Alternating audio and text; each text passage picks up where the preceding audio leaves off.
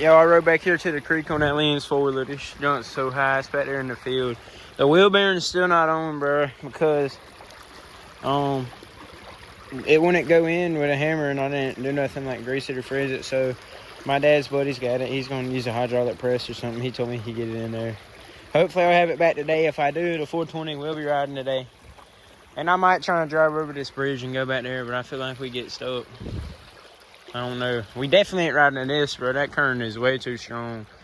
I'm probably going to go down there to that side of the creek, though, on the four-wheeler where it's a little shallower and see what the current's looking like, bro. I wish it could have been like this in duck season, dude. But it is deep. I might ride down there, too, on my four-wheeler. I don't know yet. I doubt I go over there because, like, this bridge is not in good shape to ride on. But, yeah, I'll let y'all know what I do when I get the four-wheeler. And we're on stock, so if we do get over there, I feel like that field's going to be so mushy we get stuck. I might try and walk over here, though. So, yeah, I'll let y'all know.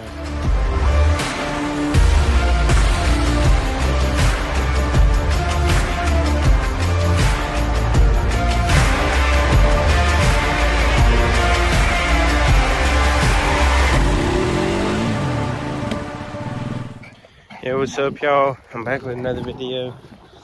The rancher's still out here. He needed the jack, so I took it off the jack. It's on blocks. But I still ain't got this put back together. It sucks.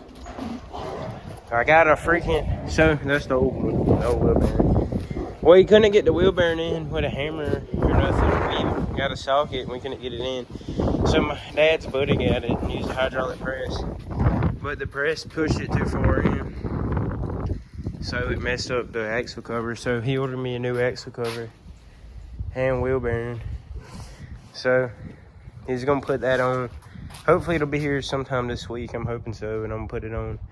And then it'll be ready to ride. So yeah, I just wanted to update y'all on that. Peace out. Look at that rack paint job.